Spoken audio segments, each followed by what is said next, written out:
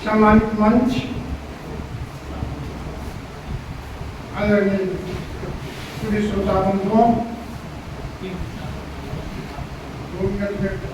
बात आगे कहा गया है, कंडेंस को उसका जमाना है, अवसर पर आप जानते हैं हम की वृत्तात्मक शैली वाले लोग हैं महावीर प्रसाद द्विवेदी के कालखंड के, और उन्होंने मुझे ऑब्जेक्टिव में आने को कहा। चलिए, अभी कुछ दिन पहले नौरा में एक यज्ञ हुआ था वर्षा की, और संजोग कि यज्ञ समाप्त होते होते मूसलाधार वर्षा हो गई। अब इस वर्षा पर दो तरह के विचार सामने आए। केदार शर्मा इस जगह होते मुझे कुछ ज्यादा बोलने में आनंद आता। द्विवेदी जी कहेंगे कि एक संयोग मात्र था, आप यज्ञ किए, वर्षा हो गई, कौन बड़ी बात आप कहो। और दूसरी ओर रमाशंकर शास्त्री अगर होते तो कहते कि सीता जी, मैं तो आपको अपना बहन मानता हूं, मैं आपका भाई, मैं यज्ञ करने जा रहा, अपने भाई की इज्जत तुम बचा ले। यह दो तरह का विचार सामने आया। एक विचार जो प्राण को पत्थर बना देता है, और दूसरा जो पत्थर में प्राण प्रतिष्ठित कर देता है। पत्थर में प्राण प्रतिष्ठित करने वाले लोग हैं। एक और ज्ञानी हुए थे उद्धव जी। श्री कृष्ण मथुरा में उदास बैठे थे, अचानक उन्हें गोकुल की याद आ गई। उद्धव जी गए अपना ज्ञान बढ़ाने, आप तो निराकार है, निर्गुण है, गुणातीत है, आप क्यों उदास हो रहे हैं? कहा कि रे भाई, हमको क्यों समझा रहे हो? जाओ ना गोकुल में, वहां गैया है, मैया है, गोपियां हैं, जरा उन लोगों को समझा देते, वो सब भी विरह की याद में जल रही है। उद्धव जी गए और गोकुल के प्रवेश द्वार पर जाते ही लजकर वस्त्र कांटों से लगे उद्धव को समझाने, तुम्हारा ज्ञान पर्दा फाड़ देंगे प्रेम दीवाने। गोपियों ने कहा, प्रेम कभी किए हो उद्धव? प्रेम का दर्द कभी जाने हो कि सिर्फ ज्ञान बढ़ाते चल रहे हो? विषय को मैं संक्षिप्त करने का भरसक प्रयास करूंगा।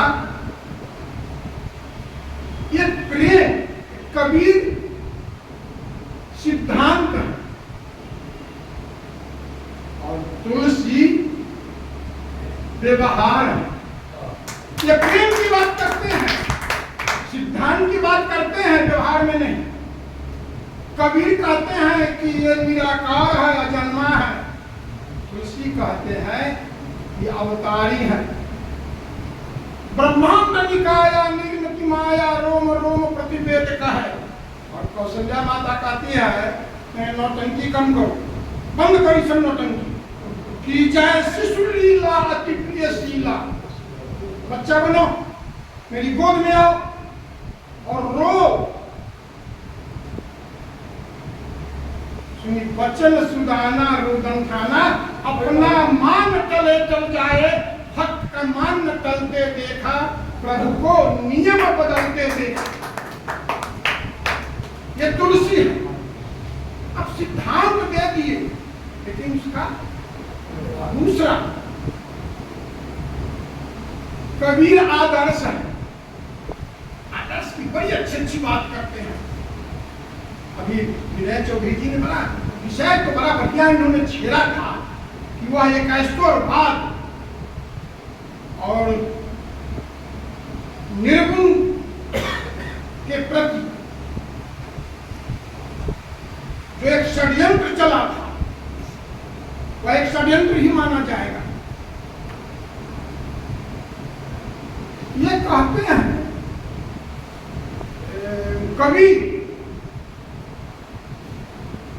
कबीर से पहले कि मस्जिद में अजान हुआ,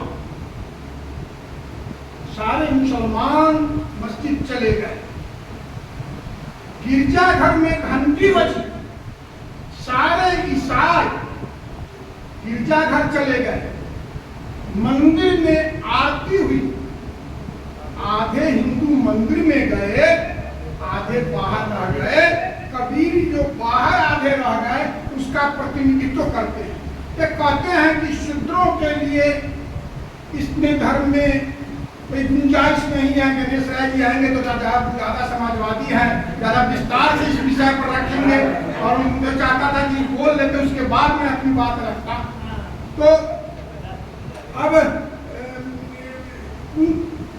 सूत्रों की बात, सिद्धांत देते हैं, आदर्श देते हैं कवि, और आचरण तुलसी देते हैं कि राम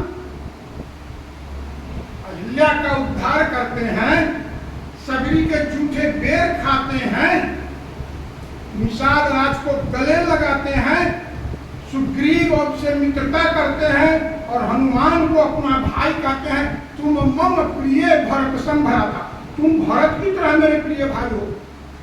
ये आदिवासियों को, कोल भील को गले लगाते हैं। कबीर सिर्फ सिद्धांत देते हैं। कबीर प्रेम की बात करते हैं।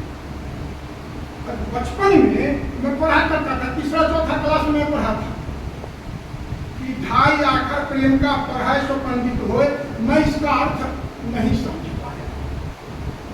इसका अर्थ मैं नहीं समझ पाया कि ढाई आखर प्रेम का पढ़ाई सो पंडित हो। मैं पंडित कैसे हो जाऊंगा?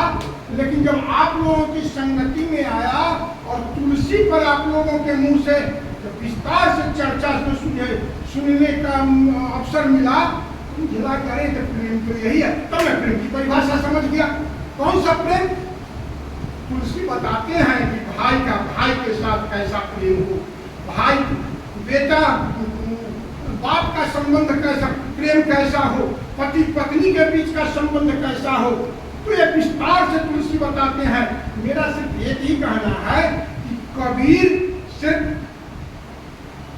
सिद्धांत है और तुलसी व्यवहार है।